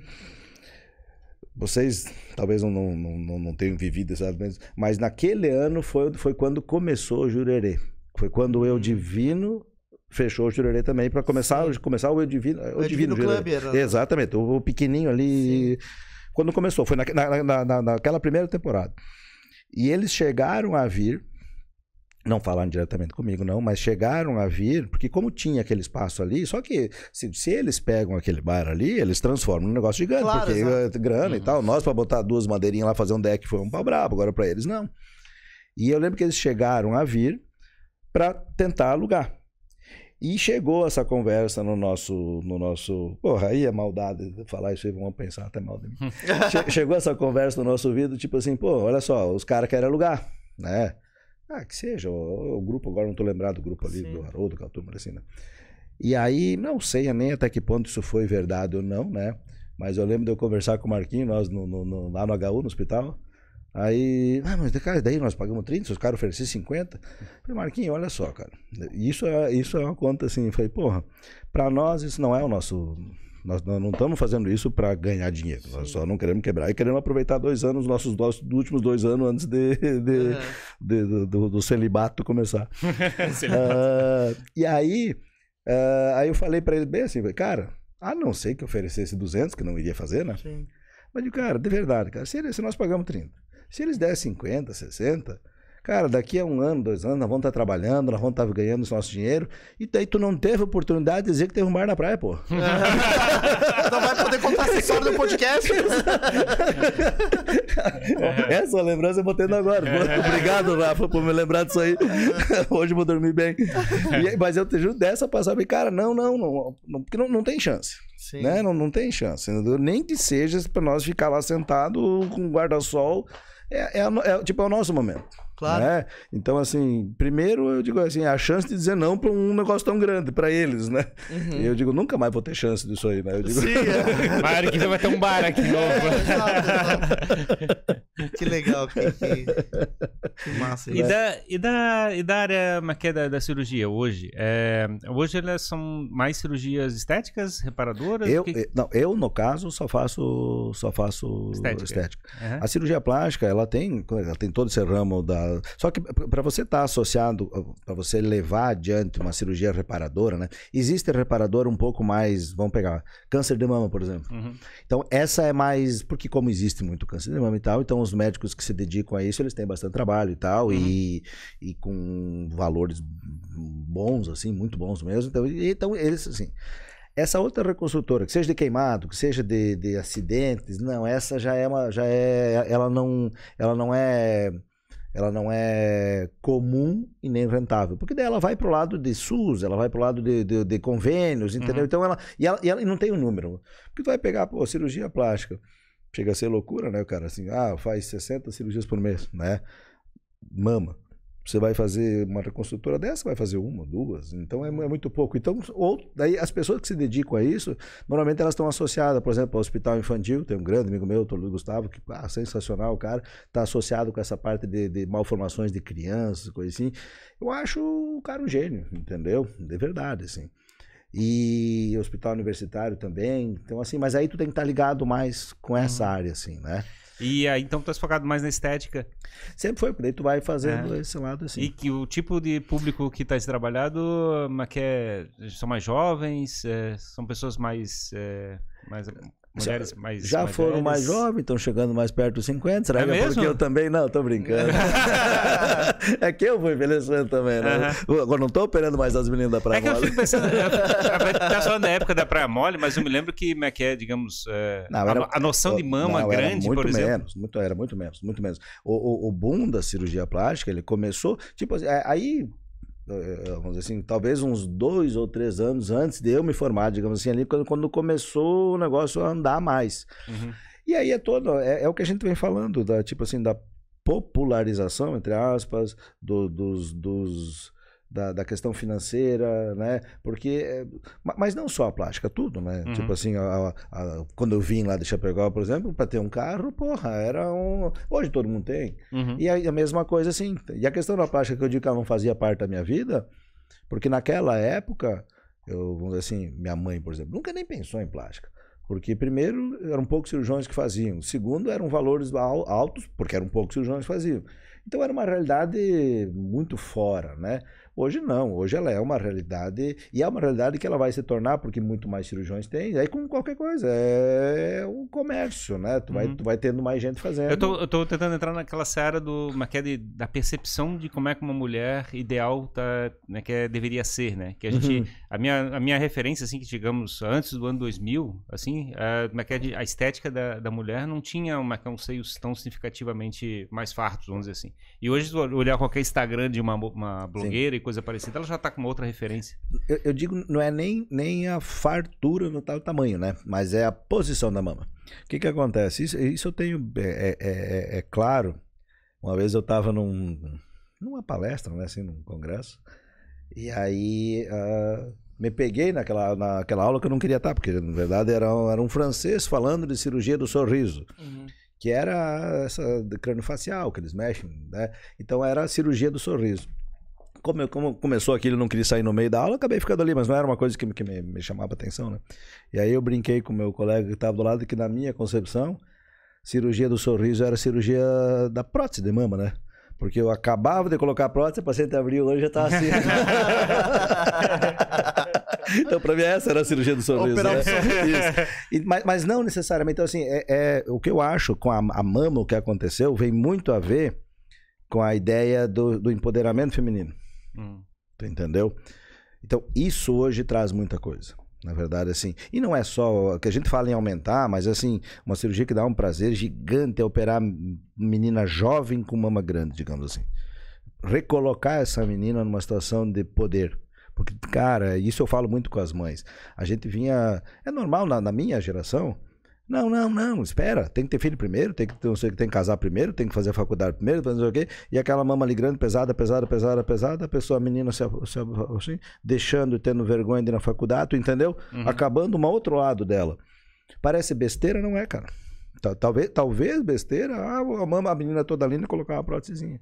Agora uma situação dessa me dá um prazer gigante. Que é uma questão de saúde, né? Que é a questão de tirar e não Exatamente. Há poucos dias atrás, eu falo essa semana, que vou lembrando assim, uma mãe, não, vamos dizer, financeiramente abastada, ela com a mama grande e a filha com a mama grande. Ela decidiu que a filha ia operar primeiro, a filha com 18 anos. E opera com 15, opera com 16, entendeu? Se colocar uma prótese a menina com 16 anos, não, porque daí não tem lógica. Sim. Agora, a menina que tem uma mama grande, que está atrapalhando a vida dela, opera, por que não? Ah, mas aí, Rodrigo, tá, e depois quando engravidar vai cair de novo? Sim, mas é tipo tu deixar de comprar um carro, porque esse carro vai ficar velho também, então. São lógicas que as pessoas têm que... Mas graças a Deus, vai invertendo, né? O mercado vai mudando. E vai mudando, porque eu vejo assim... essas pacientes, por exemplo, porque na verdade, apesar de Instagram, eu digo o Instagram, a rede social, ela é quase mais uma lavada de ego, digo assim, estou bem, estou aqui, tenho seguidor, me batem palma para mim, mas no teu dia a dia é boca a boca e é o que deveria ser, né? A paciente que opera diz, não, esse aqui é assim, claro. Por isso que tu vai pegando aquele nicho de pacientes. Sim, né? exato. Então, os cirurgiões que se baseiam no Instagram, ele vai buscar as instagramáveis, mas aquilo ali é... Sim. Né? Então, assim, dessa forma, a gente vê muito, eu percebo, claro, se eu operei uma menina, por exemplo, dessa, cara, dali 15 dias vem uma prima dela que sofre do mesmo problema. Entendeu? Porque ela vai percebendo. Então, esse lado que às vezes tu começa a enxergar, não é só prótese, não é, cara. É muito além disso, né? É muito além disso. E a questão de tamanho, ela é relativa. É lógico que... Eu falo para os pacientes, isso é uma coisa... Porque vai acabando sendo repetitivo, né? Que eu atendo, né? Então, eu digo assim... Graças a Deus, 99,9% das minhas pacientes dizem, Rodrigo, poderia ter sido um pouco maior, né? Porque significa que deu certo, ficou bonito, então ela disse, podia dar um pouquinho mais, né? Agora, se eu tivesse colocado um pouco mais e tivesse dado um problema, porque daí essa coisa da rejeição, dessa coisa assim, às vezes é isso, tu ultrapassa o limite do corpo, tu vai ter problema. Sim. Então, assim, se eu fiz, deu certo e tá lindão, um pouquinho mais tá valendo, entendeu? Sim, Né? sim. Agora o ruim é, Rodrigo, ficou grande demais, agora o que eu faço? Entendeu? Então... Mas a referência, tem muita questão da percepção com a comparação, né, digamos, com outras pessoas, né? Então, por isso que eu falei dessa questão, porque na realidade eu acho que a gente não tinha essa referência tão grande de volume. Ela tem... Assim, o que aconteceu? Quando eu comecei, por exemplo, então vamos lá, é uma coisa que vem trazendo, né? Quando eu comecei, tipo, o grande era o 250, digamos assim. Então eu tô falando 15 anos atrás. Depois veio o 300, 350, e agora o 400. Mas é mais ou menos isso. Por quê? Porque a menina veio, pô, minha amiga colocou tal. Eu brinco igual o menino com o carro, né? Pô, meu carro é potente, por que eu não posso ser mais... tipo, eu quero mais potente que o meu amigo. Sim. É mais ou menos isso. Então, assim, a paciente, ela vem com a ideia de, pô, minha amiga colocou 300, podia botar um 325. Mas isso acaba quando ela chega no consultório, né? Porque ali essa... É que cada corpo ali é uma questão técnica, exatamente. Claro. Aí, só que não é fácil tu mostrar que tecnicamente a questão é aquela, né? Existe no final das contas, mas que é a própria paciente que escolhe, né, o tamanho, né? Assim, ele dá uma... Sim. Na verdade é uma conversa, é uma troca. Porque assim, se ela disser, Rodrigo, eu quero pequeno, e dá pra fazer pequeno, eu vou fazer. Se ela disser, eu quero grande, e dá pra fazer grande, também vou fazer. O que eu não posso é fazer o que não dá. Sim, entendeu? Então é aquela coisa chegou, passou daquele limite e não dá. Mas aí vem muito da questão, por isso que eu falei, como é o boca a boca... É uma relação de confiança, né? Exato, e assim, ela viu a amiga operada, ela vai operar. E não ache, aí vem uma coisa que ela é engraçada, é como nós dois estamos aqui, tipo assim, então significa que qualquer um que vai querer comandar um podcast, ele tem condição? Claro que não. Então ele pode ser jornalista, o que quiser, pode ser que ele não tenha condição. Agora, assim, não quero ser polêmico, por favor, né? Mas em todo cirurgião é bom? Não, necessariamente. Mas é lógico que não. Sim. Mas em qualquer profissão, por favor, claro. E nem estou dizendo que eu sou bom, por favor. Sim, então, não, me coloque com os ruins, então, né? Isso vale pra eu não quero profissão. Exatamente. Aí eu brinco, tipo, vamos pegar uma prótese. Eu falo isso em consultório. A prótese está aqui. A prótese é uma bola, fechou? Uma bola. Vamos pegar a seleção brasileira de futebol, pegar os 11, a seleção, os 11 melhores do Brasil, pronto. Vamos deixar uma bola para eles, põe para eles jogar. O Neymar vai fazer o demônio com a bola, vai ter um zagueiro que vai dar um bicão. Então tu tá falando com a seleção brasileira e tem gente que trata melhor a bola. Por que alguém não vai tratar melhor uma prótese, uma cirurgia do que outro? Claro. Se fizesse um comentário rapidamente ali, eu não sei se eu peguei, tu falasse que tem questão de posição, que tá alterando posição. De onde é feita a prótese, coisa assim, não? Não, são técnicas, né? Existem... As técnicas, elas começam brutas, né? Então, tipo assim, vou colocar prótese embaixo do músculo, em cima do músculo. Então, essa é o primeiro viés, né? Aí vou usar tal prótese, tal prótese, tal prótese. Então, assim, cara, de certa forma eu brinco assim, principalmente a mama. Por isso que a mama é muito, muito desafiadora, muito legal, eu acho assim. Pode pegar 10 cirurgiões, dar 10, a mesma prótese para 10 cirurgiões, tu vai ter 10 cirurgias diferentes. Cara. É mesmo? Cada um... Mas por que um vai fazer um corte um pouco maior, outro um pouco menor, um vai querer tirar um pouco mais de mama, um pouco menos de mama, um pouco mais alto? Porque daí vem a questão... Eu odeio falar na questão artística. Porque daí parece o cara vê um artista. Mas é um artista, né? Não é porque tá de estudo, dedicação, aquela porra, vai me chamar de artista. Né? Mas existe a questão de percepção, né? E aí que vem, eu acabei não acabando, tipo assim, mas a paciente opera com o Rodrigo, ela vê tal técnica, ela opera com o José e vê tal técnica, porra, né? Então assim, normalmente, porque a paciente, ela vira, ela não vê um caso, né? Ela vai vendo vários. Às vezes tem paciente que chega no consultório, pô, Rodrigo, porque eu sempre pergunto, como é que chegou até aqui, né? E é sempre conhecido. Sempre tem, porque é legal, porque daí às vezes a pessoa, eu digo assim, se tu me disser, eu vi a Maria que me falou e eu gosto da Maria, vou gostar de ti. Eu vi o João que me falou, puta, eu odeio o João, vou dizer, vou ter que não gostar de ti também. porque tem essa relação, né? Agora, a ideia às vezes a paciente chega assim, Rodrigo, eu vim aqui porque eu vi uma paciente linda que tu operou. Aí eu brinco, pode ter sido a única que eu operei bonita, Então, esse que é o ruim de uma internet, por exemplo. E acontece isso. Cria uma expectativa. Tu consegue manusear. E esse é o medo, que na verdade os médicos em geral, né, são duas linhas. Tem médicos que querem, os Estados Unidos, por exemplo, a liberdade de propaganda, ela é muito grande e tal. No Brasil é muito restrito, então pré e pós, essa coisa toda proibida, tal.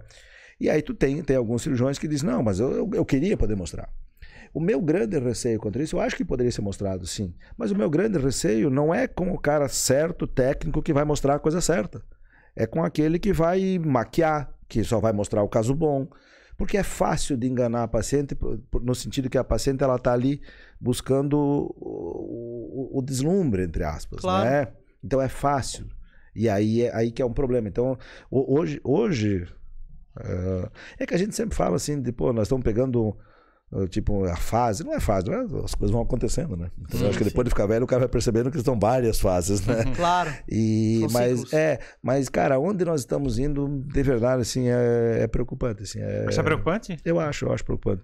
Para falar em saúde, para falar nisso é preocupante, né? Uhum. Para falar de tecnologia, para falar de comunicação, para falar de como a vida está melhor.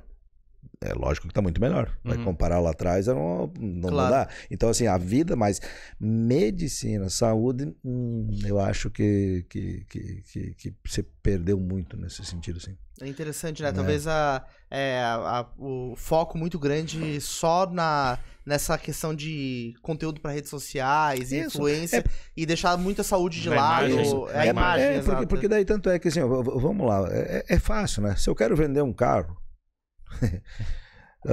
eu vou focar em tecnologia, em design, isso aqui é bom, isso aqui é isso que eu vou fazer. Vou fazer propaganda, uma cor viva, lindo, não é isso? Claro. Aí se eu quiser vender uma cirurgia, eu não vou fazer a mesma coisa. Então eu começo a falar em tecnologia, e não sei o que, isso aqui, esse aparelho, isso aqui. É fácil iludir, entre aspas.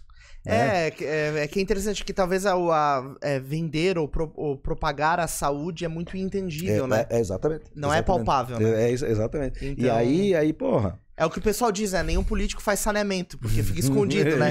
Mas é fundamental. Exatamente. É exato isso. E aí, cara, nós estamos falando assim, aí vem o lado médico, né? Aí vem a raiz médica. Nós comentamos lá a porcentagem. A porcentagem de problema ela é muito pequena.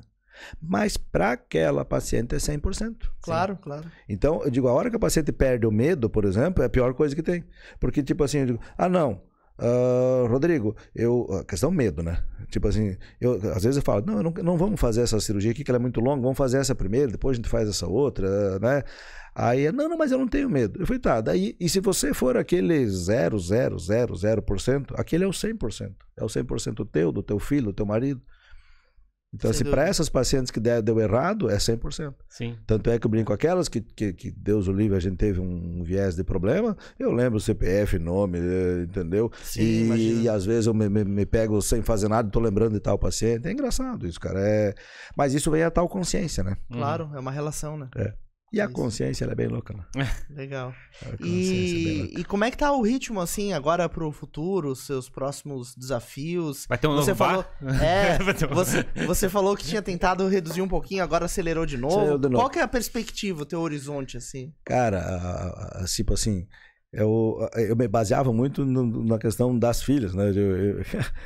A Helena tem 11, eu lembro de eu ter dito uma vez que quando ela fizesse 5, eu ia tirar um período de um dia, uma tarde, pra ficar com elas, bem mentirosinho. E daí veio a Alice, daí o cara vai... Não, na verdade, hoje, assim, eu realmente mudei, eu acho assim, com a história da pandemia, né? Eu comecei a tirar um tempo mais pra mim de novo e tal... E eu dedico bastante às minhas filhas, assim, bastante. Nunca é bastante, né? Sim. Nunca é bastante. Na verdade, eu dedico bastante à medicina. E aí, claro, junto com isso, eu tenho elas.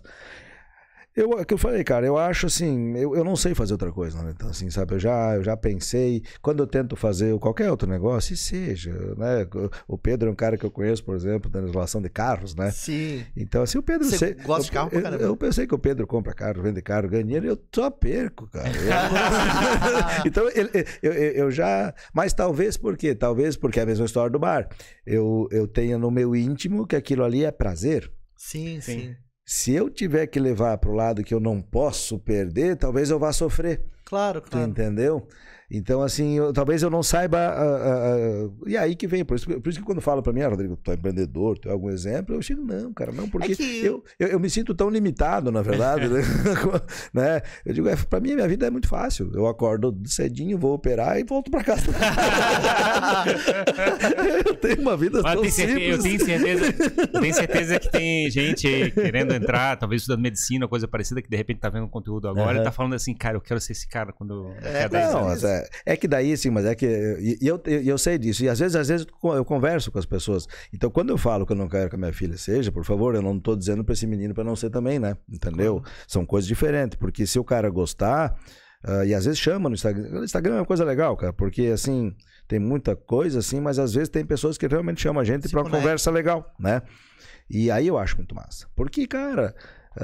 se poucas pessoas o cara conseguir dar o exemplo, poucas pessoas tu conseguir dar um norte que te enxerga, cara, é bom isso aí, né? Tipo, e principalmente a gente enxergar que existe uma jornada em que a pessoa fez por ela mesma. Sim, sim. Ela conseguiu traçar isso, né? Exato. Porque às vezes você vê uma jornada em que às vezes a pessoa já nasceu lá naquele lugar, né?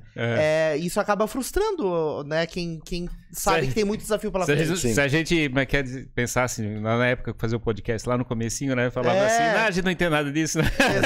Exato. Então você saber que existe um caminho, perrengue, né? Sim. O famoso desafio, ter energia pra superar isso e a paixão pelo que você tá fazendo ser sempre maior, é possível. Eu tenho um amigão, assim, é um amigo que eu tenho, a gente conversa pouco, mas eu admiro muito ele, né?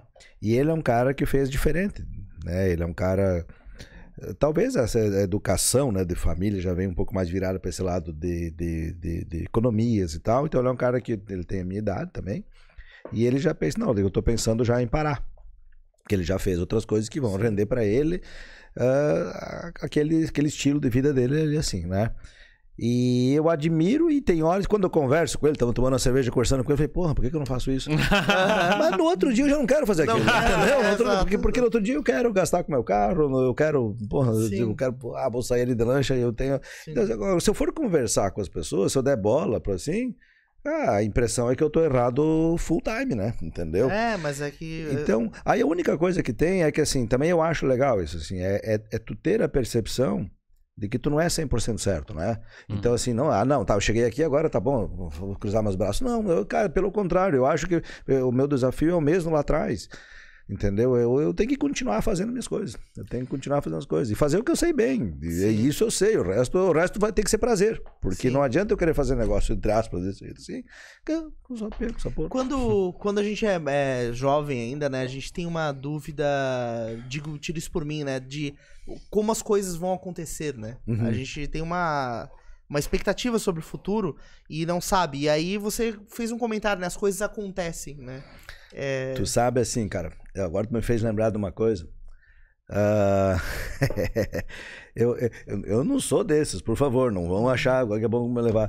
Mas uma vez eu li aquele livro O Segredo, eu tô fazendo isso porque eu li como ler qualquer coisa e não dei bola para aquilo e toquei minha vida.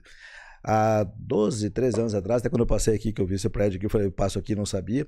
Eu comecei a me formar, assim, vamos comprar um apartamento. Então pronto. Aí...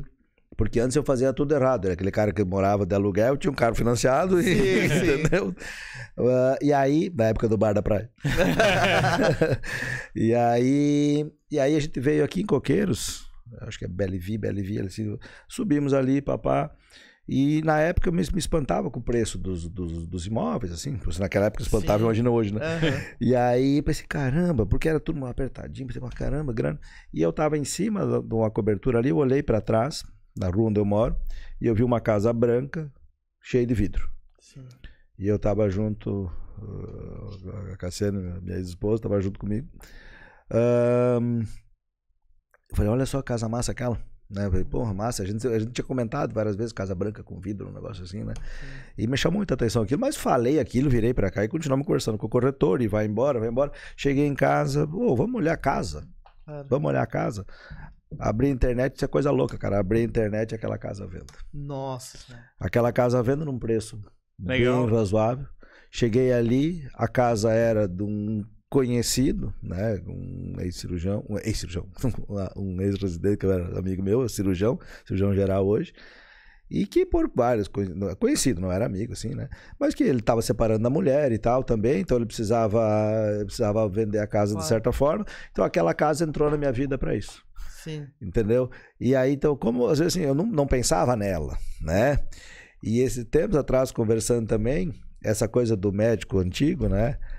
Esse médico lá da minha cidade, um deles é um cara, esse sim é um empreendedor, um cara, porra, sensacional assim, mas é um empreendedor mesmo. E ele tinha, a primeira BMW que eu vi na vida foi dele lá em São Carlos, porra. Aquilo ali era um disco voador, na verdade. E aquilo me chamou a atenção. Então lá no fundo era uma coisa que eu gostava já, né? E aí hoje, aí eu conversando assim com pessoas próximas a mim, o Rodrigo disse lá atrás, né? Quando nós éramos quebrados lá no Cerrito, porra, quebrado, assim. Não, eu vou ter uma garagem com um monte de carro importado, uma coisa assim. Sim. E hoje tem, entendeu? Sim. Então, assim, nem sei se é certo ou errado, porque se não tivesse, teria outras coisas, talvez daí não... Aí, claro. Mas assim, como assim? Então, fazer planos, eu prefiro fazer o plano de não, eu vou continuar fazendo o que eu estou fazendo. Né? Porque se eu fizer o plano, eu vou me aposentar, porra, claro, eu não sei fazer isso. Né? Entendeu? Então, sim, mas é um troço engraçado esse negócio. Você imagina alguma coisa e a coisa acontece. É bem louco. É, mas você imaginar esse lado. É, né? É bom isso. A gente tem que tomar cuidado nos nossos pensamentos, cara. Eu acho que é a coisa importante. Sim. Eu me pego de verdade. Porque às vezes é aquele pensamento negativo, né? O pensamento do problema, da paciente problema. E o cara se pega pensando, porra. E aí quando chega eu tento tirar, porque realmente o pensamento tem uma força, e eu não, cara, eu sou zero, eu não sou bater papinho, assim, sim. Mas é engraçado como é poderoso. Como é poderoso isso, porra. Eu comecei a levar isso muito a sério quando me dei conta, né? De que tudo que existe no mundo, em algum momento, foi pensamento, foi imaginado. Então esse copo, antes de existir, estava na cabeça de alguém. Alguém fez. Ou seja, então o que a gente pensa só na realidade, exato, né? Exato. Tem que tomar cuidado. Não, é isso. E aí... E de projeto de vida, de verdade. O meu projeto de vida hoje realmente são minhas filhas, assim, sabe? De poder ofertar coisas para elas. Antes da pandemia, tipo, por exemplo, assim... Porque nós estamos conversando aqui de boa. Mas eu realmente me considero um bicho do mato. Sabe? Assim... Uma vez eu tive uma conversa com uma menina assim sensacional, era minha colega de aula, assim, né? Sensacional, inteligentíssima. Mas o que acontecia? Nós estávamos num plantão, na época de estudante. Rodrigo, o que tu vai fazer? Eu falei, não, eu acho que vou fazer cirurgia geral, eu vou pro interior. Rodrigo, mas pro interior, né? Pô, tá aqui trabalhando, eu vou pro interior. Daí eu falei, lembro que eu conversei com ela assim, eu falei, olha, o pai dela era um cardiologista, cirurgião cardíaco, agora não sei dizer exato, mas um topzera da área, assim, que dá aula na Alemanha, um cara sensacional. E ela era, sabe, aquelas pessoas já estão um degrau na frente, sim, né? E aí eu falei, olha, linda, se eu, né, parar amanhã, trabalhar no interiorzinho, papá, tipo, a minha trajetória de vida, ela já foi grande da onde eu saí, digamos assim. Não que isso limite alguém, por favor, claro, né? Eu não tô aqui limitando as pessoas. Mas eu falei, difícil tá pra ti, né? É verdade. Castigo? Que castigo? Eu não devia me preocupar tanto. Agora tô com teu pai fudido desse jeito. Tu vai fazer. Você que tem que correr atrás do prejuízo, né? Sim, exato. Mas, só que ela realmente é uma menina sensacional, assim, e realmente conseguiu trilhar o caminho dela. Bato o papo pra ela, eu adoro ela. Mas realmente é um bom pensamento. Exato. Né? Então, pra você ser grato pra onde você chegou. E pra minhas filhas... Tanto é que foi a história da pandemia, eu brinco assim, eu comecei a ter oportunidade de viajar fora do país depois que eu me formei e tal, assim, antes não tinha condição nenhuma. E como trabalhando muito, eu também não posso me ausentar, porque eu não tenho equipe, né? Então, assim, porra, né? Então, cara, eu prefiro curtir, por isso que talvez eu goste das minhas coisas aqui, que eu tenho meu carro, meu lanche, porque eu consigo curtir aqui, claro, e fazer as coisas aqui, né? Mas para minhas filhas, desde o início... Viagens, cara, daí depois a pandemia quebrou um pouco, né? Claro. Mas viajaram muito, o Japão e não sei o que, tudo muito mais que eu, porque eu queria justamente, eu enxergava essa deficiência em mim. Sim. Queria uma compensação. Exatamente, eu enxergo, então assim, cara, pra vocês o mundo tem que ser maior. O meu mundo era sair de São Carlos, Chapecó e vir aqui, entendeu? Então eu já fiz bastante isso aí. Agora vocês não, vocês é adiante. E ainda acho que é uma coisa que o cara tem que pregar com o mundo que nós estamos vivendo, Brasil, porra, nessa situação que a gente fica muito tenso, né? Claro. Então, exato. Então, pega a mochilinha nas costas. Digo, se elas, eu quero dar a oportunidade de elas fazerem o que eu fiz. Pegar a mochilinha nas costas, digamos assim, né? E vai criar o teu mundo. Conquistar o mundo, né? Exatamente. Só lições boas hoje, né, Ferrari? Que aula, né? Que aula, que papo. Muito obrigado, Rodrigo, por ter vindo, né? E poder compartilhar com a gente todas essas experiências, né? Show de Tenho bola. certeza que isso vai ficar registrado. Eu que tô rememorando aqui, porque quem ganhou o dia fui eu. Que bom. Obrigado pela vinda. Eu que agradeço. Você sempre bem-vindo aqui, né, pra conversar com a gente. Show de bola. E trazer mais experiências de vida, né? Inspirar a galera que acompanha nosso podcast aqui. Show de bola. Obrigado mesmo. Eu que agradeço mesmo. O pessoal te procura lá no Instagram, você posta bastante conteúdo. Quem quiser ver a Cesta da Maldade lá, pode te seguir. Qual que é o teu arroba mesmo? Rodrigo Cirurgia Plástica. Rodrigo Cirurgia Plástica. Então Exatamente. O pessoal pode te acompanhar lá. Muito obrigado, até o próximo papo. Um abraço, gente. Valeu, Obrigado, pessoal. obrigado. Muito obrigado a você que acompanhou até aqui esse episódio Jogando pra Plateia, né? Episódio sempre muito cheios de conteúdo, de conhecimento. Tem outras 200 e tantas aulas para você consumir também, trazer aprendizado pra tua vida.